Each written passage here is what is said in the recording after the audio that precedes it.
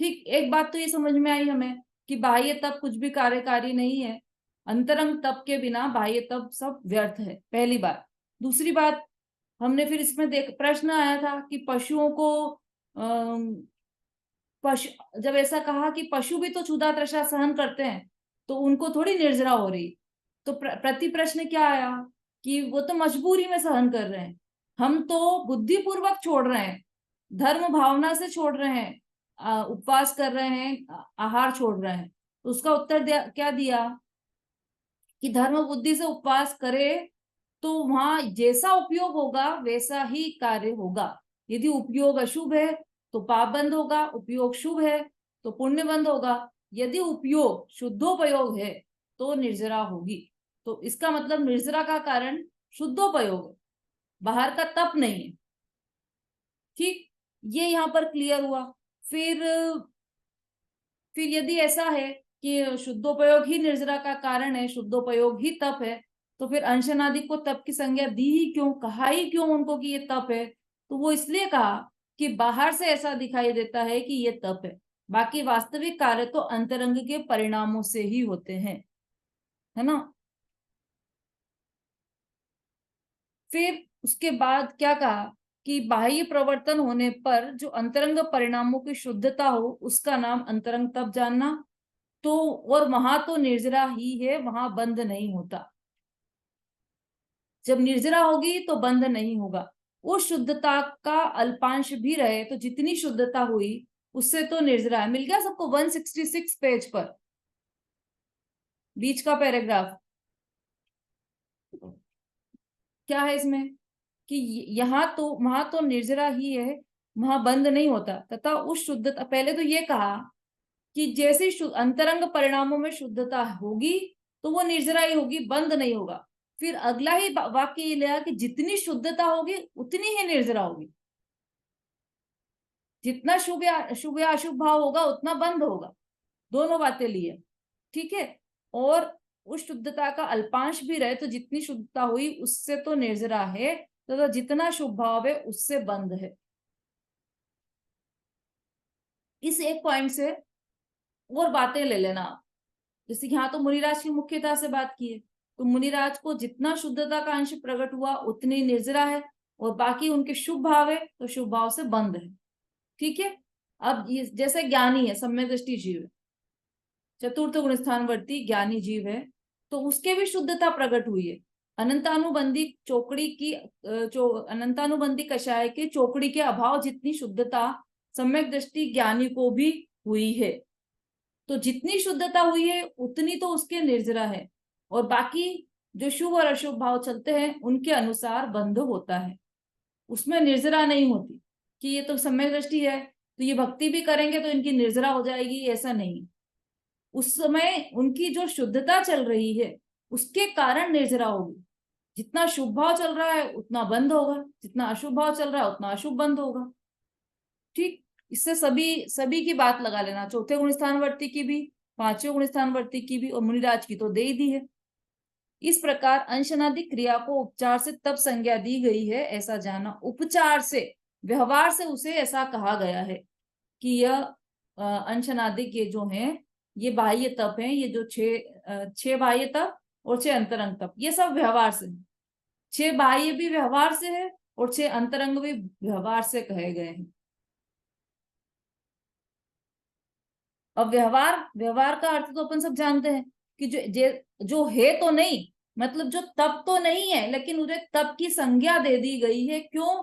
क्योंकि वो मुख्यतया शुद्धोपयोग के साथ चलता है। ये बाहर वाला जो तप है, बाह्य तप है, अंतरंग तप है, शुद्धोपयोग के साथ चलता है। तो शुद्धोपयोग के साथ में चलने वाला होने से, सहचारी होने से, सहकारी होने से इसे भी तप की संज्ञा दे दी गई है। जैसे कि कल हमने केले के उदाहरण में समझा था कि केले के साथ होने के कारण छिलके को भी केले की संज्ञा दी गई है, उसी तरह अंतरंग तप के साथ होने के कारण इसे भी तप की संज्ञा दी गई है।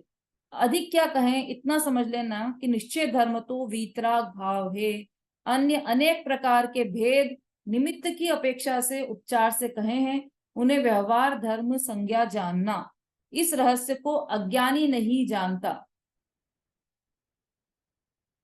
देखो यहाँ पे व्यवहार की सारी बातें ले लिए, उपचार, व्यवहार के इतने सारे पर्यायवाची शब्द आ गए। उपचार ऊपर आया था ना, उपचार, व्यवहार, और नीचे आ गया भेद, भेद सो व्यवहार, अभेद सो निश्चय, ये भी एक कथन है टोडरमल जी का। तो ये भेद शब्द भी आ गया। निमित्त, ये भी निमित्त भी उपचार की संज्ञा में ही आएगा। तो भेद निमित्त की अपेक्षा से उपचार कहे हैं, उन्हें व्यवहार मात्र धर्म संज्ञा जानना। उन्हें धर्म कहा है तो व्यवहार से धर्म कहा है। जैसे किसी के घर पर आप जाओ और आपसे कोई कहे कि आपने कहा उनसे कि बहुत सुंदर घर बनाया है आपने, आपने तो मकान, इसका डिजाइन बहुत अच्छा निकाला है, बहुत ही सुंदर घर है आपका। तो वो क्या कहता है आपसे कि अरे ये तो आपका ही, अरे साहब आपका ही घर है। तो हम क्या कहेंगे उससे आगे कि ठीक है हमारा है तो रजिस्ट्री हमारा नाम करा दो। कि हम समझ जाते हैं कि उसने जो ये कहा है कि आपका ही घर है, वो व्यवहार से कहा है, व्यवहार से संज्ञा दी है उसने ऐसी। ऐसे ही यहाँ पर ये तप को जो धर्म कहा है वह व्यवहार से कहा है। निश्चय धर्म तो एकमात्र वीतराग भाव है। इस रहस्य को अज्ञानी नहीं जानता, इसलिए उसे निर्जरा का तप का भी सच्चा श्रद्धान नहीं है। सातों तत्वों का अयथार्थ श्रद्धान रहता है अज्ञानी जीव को, जो हमने तीसरी ढाल में पढ़ा था। सातों तत्वों का सच्चा श्रद्धान, यथार्थ श्रद्धान ज्ञानी को ही होता है, और अज्ञानी जीव को एक एक तत्व का अयथार्थ श्रद्धान है तो उसे सारे ही तत्वों का अयथार्थ श्रद्धान है। ठीक है, तत्व के नाम तो सबको याद होंगे।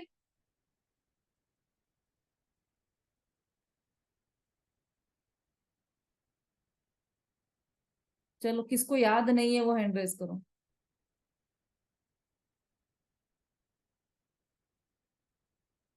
सबको याद है मतलब?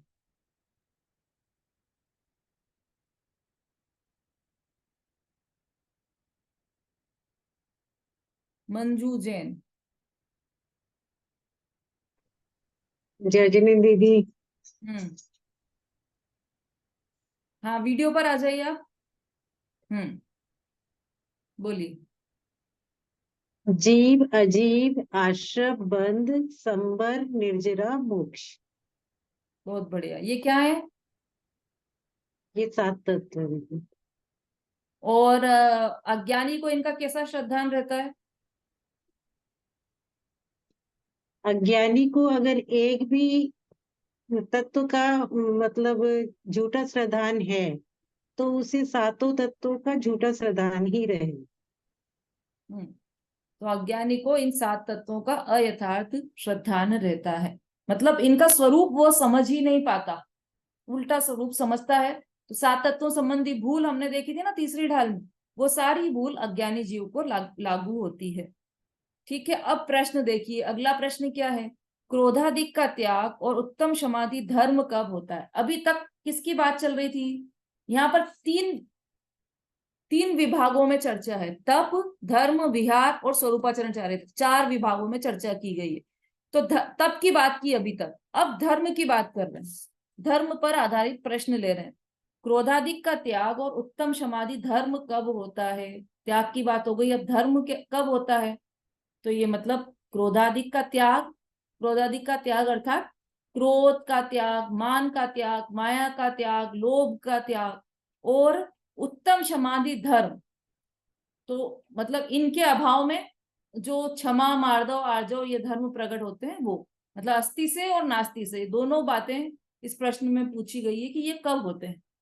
उत्तर, बंधादिक के भय से अथवा स्वर्ग मोक्ष की इच्छा से अज्ञानी जीव क्रोधादिक नहीं करता, किंतु वहां क्रोध मानादिक करने का अभिप्राय तो गया नहीं है। देखो कितनी विशेष बात है यहाँ पर, बंधादिक के भय से, है ना, बंध के भय से क्रोध न करे, मान न करे, माया न करे, लोभ न करे, किसके डर से? बंध के डर से।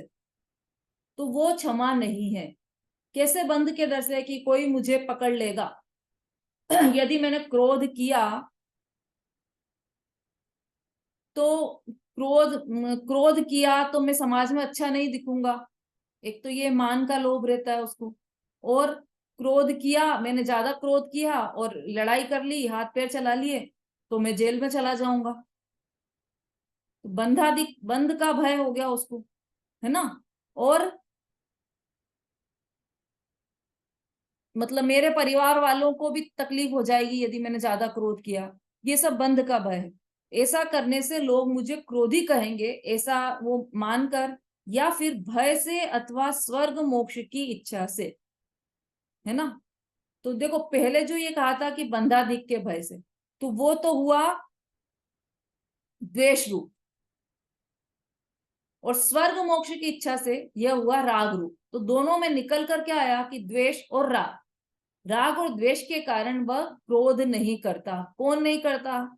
अज्ञानी जीव द्वेष और राग के कारण क्रोध नहीं करता। द्वेष के कारण कैसे? कि उसे ऐसा द्वेष हुआ कि अरे मैंने क्रोध, गुस्सा तो बहुत आ रहा है, लेकिन यदि मैं गुस्सा कर लूंगा, किसी से गाड़ी से टक्कर हो गई सामने, उधर के चिल्लाने लगे हम कि ये क्या देख के नहीं चलते और तुम ये वो, खूब चिल्लाए। अब इतने में चिल्लाते चिल्लाते डर लग गया कि अरे बाप रे, उधर से पुलिस वाला निकल रहा है और ये पुलिस वाले की गाड़ी है, यदि मुझे ये पकड़ ना ले, किसी गलत इल्जाम में फंसा ना ले, ये भय। तो ये क्रोध, इसलिए क्रोध नहीं किया, मान नहीं किया कि मैं अच्छा नहीं दिखूंगा, तो मान नहीं किया। लोभ नहीं किया कि मैं यदि क्रोध करूंगा तो मतलब लोभ के भय से उसने क्रोध नहीं किया कि यदि मैंने यहाँ पर गुस्सा दिखा दिया तो ये जितने पैसे मुझे अभी दे रहा उतने भी नहीं देगा, ये लोभ आ गया। मान का भी लोभ आ जाएगा, ठीक है। मायाचारी के लोभ से भी, मतलब मायाचारी के भय से भी, मायाचारी के लोभ से भी वह भय करता है। भय से अथवा स्वर्ग मोक्ष की इच्छा से, मतलब चारों कषाय लगा लेना, क्रोध, मान, माया और लोभ। तो ये किस लिए नहीं करता? वो बंधादिक के भय से या फिर स्वर्ग मोक्ष की इच्छा से, कि यदि मैंने क्रोध कर लिया तो मुझे स्वर्ग नहीं मिलेगा, मैं मेरे पाप कर्म बन जाएंगे, तो मुझे नरक गति जाना पड़ेगा। ये इस भय से भी वो क्रोध नहीं करता। परंतु वहां क्रोध मानादिक करने का अभिप्राय तो गया नहीं। अभिप्राय में तो पूरा गलत पड़ा हुआ है। अभिप्राय में तो कहाँ गया कि क्या अभिप्राय में क्या चल रहा है कि मुझे लोग ऐसा कहेंगे यदि मैंने गुस्सा दिखा दिया मंदिर में कि अरे ये कैसा साधर्मी है, ये तो गुस्सा करते रहते हैं, उनका तो बहुत बेकार नेचर है, वो तो गुस्सा करते रहते हैं। इस भय से क्रोध नहीं किया, तो मतलब अंदर में अभिप्राय तो मान का है ना। और नहीं तो यदि मैंने क्रोध किया, या तो एक तो मान के डर से क्रोध नहीं करता, तो मेरा लाभ चला जाएगा, लाभ के डर से भी, मतलब लाभ में कमी आ जाएगी, इस डर से भी वह क्रोध नहीं करता। परंतु वास्तव में देखा जाए तो उसके श्रद्धा में से क्रोध मानादि चारों कषाय करने का अभिप्राय तो गया नहीं।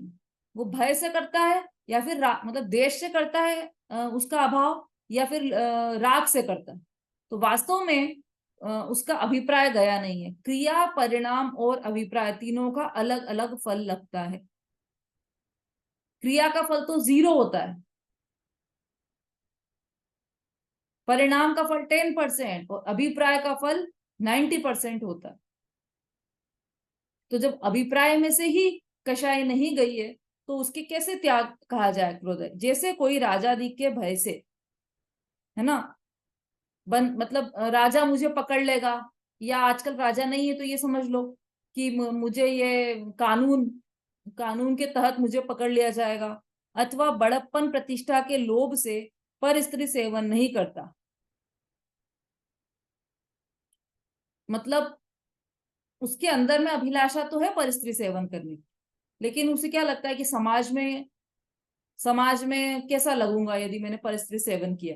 तो इस प्रतिष्ठा के कारण वो परस्त्री सेवन नहीं करता। तो फिर मतलब सीधी बात यह है कि यदि मैंने परस्त्री सेवन कर लिया तो मेरी समाज में छवि बिगड़ जाएगी, मेरी जो इज्जत है वह नष्ट हो जाएगी। तो प्रतिष्ठा के लोभ से परस्त्री सेवन नहीं, तो उसे त्यागी नहीं कहा जा सकता। तो वो त्यागी थोड़ी है, प्रतिष्ठा के लोभ से उसने परस्त्री सेवन नहीं किया, तो वो त्यागी थोड़ी। देखो एक बात आती है, अभय जी पंडित जी हैं देवलाली वाले, वो एक वाक्य हमेशा कहते हैं कि हम चोर क्यों नहीं है? क्योंकि हमें चोरी करने का अवसर नहीं मिला। हम क्रोध क्यों नहीं करते? क्योंकि हमें क्रोध करने का अवसर नहीं मिलता। अपने अंदर में यदि आप झांक कर देखोगे तो आपको बिल्कुल समझ में आएगी ये बात कि हमें चोरी करने का अवसर नहीं मिलता, इसलिए हम चोर नहीं है। नहीं तो हम कोई कसर नहीं छोड़ते। टैक्स चोरी करेंगे कि वहां अवसर मिला है तो टैक्स चोरी कर लेते हैं। कई लोग बिजली चोरी कर लेते हैं, अवसर मिला है, भाई सबने डाल रखे हैं तार, अपन भी डाल लो एक तार, तो बिजली चोरी कर लेते हैं। टैक्स चोरी तो बहुत कॉमन बात है। तो किसी भी प्रकार से चोरी मतलब हमारे अंदर से चोरी का परिणाम नहीं गया है, बस हमें उसका अवसर नहीं मिलता इसलिए हम चोरी नहीं करते। बचपन में भी हम छुप छुप कर फ्रिज में जाकर रसगुल्ले खा लेते थे। क्यों? क्योंकि तब हमें ऐसा नहीं था कि मान प्रतिष्ठा का भय हो, बचपन था तो वो चोरी कर लेते थे हम। अब बड़े हो गए तो अरे कोई देखेगा तो क्या कहेगा कि इतनी बड़े हो गए अभी भी छुप छुप कर खा रहे हैं। या फिर हमें अवसर, क्योंकि पहले ही हम खा लेते हैं बाहर ही, तो हमें चोरी करने का अवसर ही नहीं मिला। तो हम चोर इसलिए नहीं है क्योंकि चोरी करने का अवसर नहीं मिला हमें। तो यहाँ पर ये कह रहे हैं कि ऐसे ही परिस्थिति सेवन इसलिए नहीं किया क्योंकि मान बढ़ाई के कारण, प्रतिष्ठा के कारण हमारी प्रतिष्ठा बिगड़ जाएगी, यह सोच के परिस्थिति सेवन नहीं किया, तो उसे परिस्थिति सेवन का त्यागी तो नहीं कहा जाएगा, है ना। उसी प्रकार यह भी क्रोधादिक का त्यागी नहीं है। भय से और अपनी मान बढ़ाई के कारण क्रोध नहीं कर रहा है तो इसका मतलब क्रोध का इसने त्याग कर दिया हो, ऐसा बिल्कुल भी नहीं है। तो फिर किस प्रकार त्यागी होता है? आप तो ये बताओ कि फिर करें क्या, है ना। आपने कह दिया कि क्रोध त्यागने से क्रोध का त्यागी नहीं है हम तो भैया जीवन भर से हमने तो प्रतिज्ञा ली थी, संकल्प किया था कि हम क्रोध नहीं करेंगे, और हमने कभी भी क्रोध नहीं किया। 6 महीने हो गए अभी तक एक बार भी क्रोध नहीं किया, क्योंकि हमने संकल्प लिया था।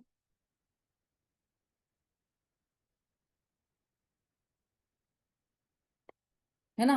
और फिर भी आप कह रहे हो कि हम तो क्रोधी हैं, तो ये कैसे संभव हुआ? जीवन में कभी भी हमने ऊंचे स्वर में बात नहीं की और आप कह रहे हो कि क्रोधी है, तो कैसे संभव हुआ? क्योंकि आपने तो कह दिया कि क्रोध क्योंकि आपके अंदर में अभिप्राय में क्रोध पड़ा हुआ है इसलिए क्रोधी है। तो फिर कैसे त्यागी हो? हम क्या ऐसा करें कि जिससे हम क्रोध, मान, माया, लोभ इन कषायों के त्यागी हो? उसका उत्तर यहाँ पर पंडित दौलत राम जी दे रहे हैं। अब उत्तर पढ़िए रेखा जी।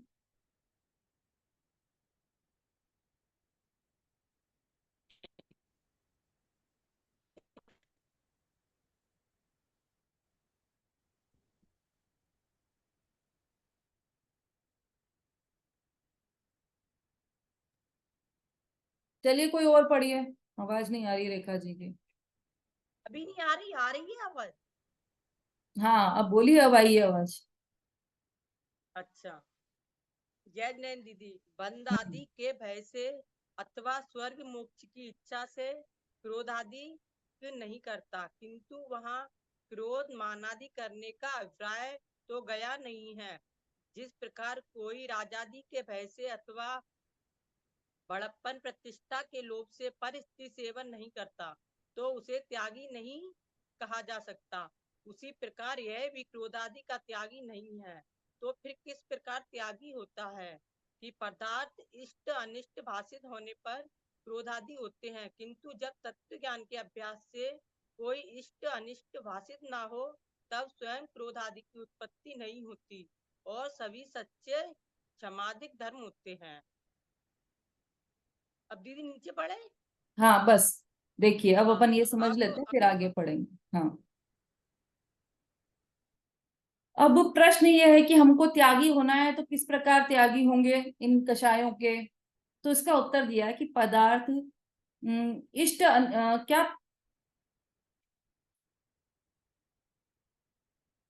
पदार्थ इष्ट अनिष्ट भाषित होने पर क्रोधाधिक होते हैं। क्रोधाधिक की उत्पत्ति क्यों हुई, वहां से चलिए। कि जब कोई पदार्थ हमें अच्छा लगा तो हमें उसके प्रति राग हुआ, लेकिन हमें वो पदार्थ किसी ने दिया नहीं तो हमें उससे द्वेष हो गया। तो पदार्थ इष्ट अनिष्ट इष्ट अनिष्ट भाषित होने से क्रोधाधिक होते हैं। मतलब सबसे बड़ी गलती हमारी हमारी क्या है कि हम पदार्थों को इष्ट अनिष्ट समझते हैं। ये पदार्थ अच्छा, ये पदार्थ बुरा, बस पूरा जीवन बचपन से लेकर बुढ़ापे तक बस यही चलता है, ये अच्छा ये बुरा, ये अच्छा ये बुरा, ये अच्छा ये बुरा, यही चलता रहता है। मतलब पदार्थ इष्ट और अनिष्ट भाषित होते हैं, इसलिए हमें क्रोध मान आदि होते हैं, है ना। ये बात तो समझ में आती है सबको कि कोई पदार्थ हमें अच्छा लगा तो उससे चारों कषाय उत्पन्न हो गई। कैसे हुई कि यदि हमें मान लो मोबाइल अच्छा लगा, एक मोबाइल हम दुकान पर देखा और मोबाइल अच्छा लगा तो हमें वो चाहिए, हमने कहा और हमें वो नहीं दिलाया गया तो हमें क्रोध आ जाएगा, है ना। और यदि वो मिल गया मोबाइल हमें तो हम क्या करेंगे कि सहेलियों के बीच में दिखाएंगे कि देखिए हमने आईफोन लिया है। तो मान मान कषाय उत्पन्न हुई उसमें, वो दिखाने की जो परिणाम है वो मान कषाय। और माया कि मतलब कैसे भी करके, आपने कहानी सुनी होगी कि एक अम्मा जी थी, बूढ़ी अम्मा थी, बहुत गरीब थी, मतलब बस कुछ मतलब ज्यादा समृद्ध नहीं थी और झोपड़ी में रहती थी। अब वो उसने काम कर करके कुछ पैसा इकट्ठा कर लिया और वो जब मंदिर जाती थी, समाज में जाती थी, तो वहां पर देखती थी कि सारी ही महिलाएं खूब अच्छे गहने पहनी हुई है, आभूषण पहनी हुई है, खूब गले में हार है, हाथों में चूड़ियां हैं, कंधोरे कमरबंद है, सब पहन पहन कर आती थी। अब वो रोज देखती थी और रोज घर आके सोचती थी कि कब मेरे पास इतना पैसा हो कि मैं इतना कमाऊं, मतलब इतनी चीजें खरीद सकूं। तो उसने क्या किया कि उसने जो पैसे इकट्ठे किए थे काम कर करके, उनसे सोने की चूड़ी खरीद ली। चूड़ी समझते हैं ना सब, बैंगल कंगन जो भी आप बोलते हो, वो खरीद ली उसने, चूड़ी खरीद ली। अब उसने वो दूसरे दिन वो पहनकर गई, समाज में मंदिर गई।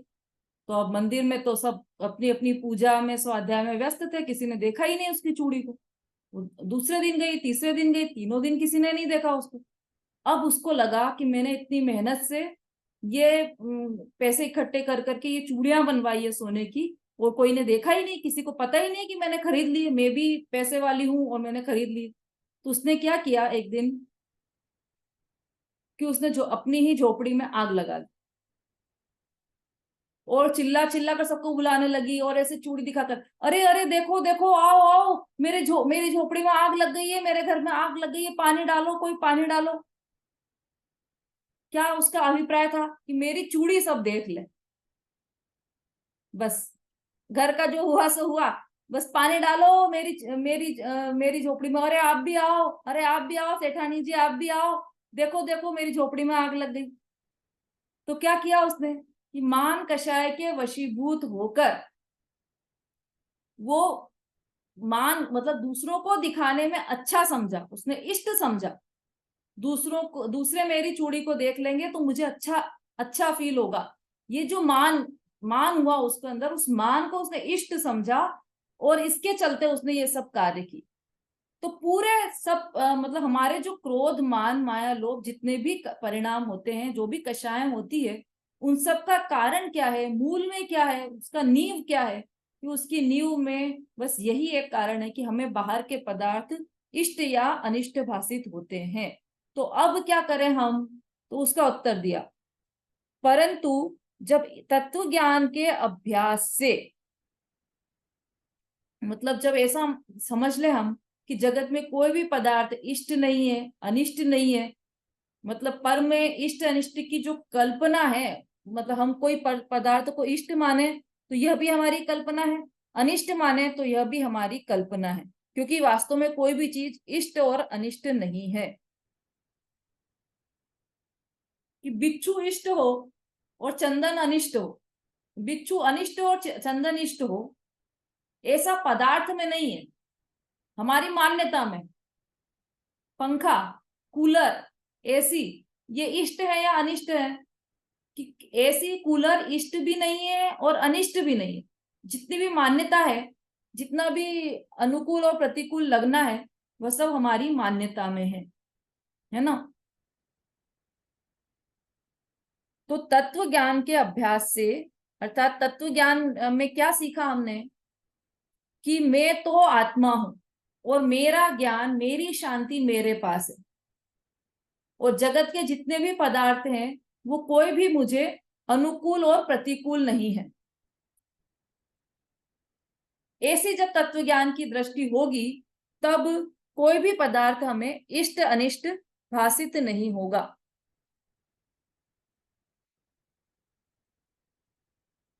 कोई प्रश्न है क्या किसी का?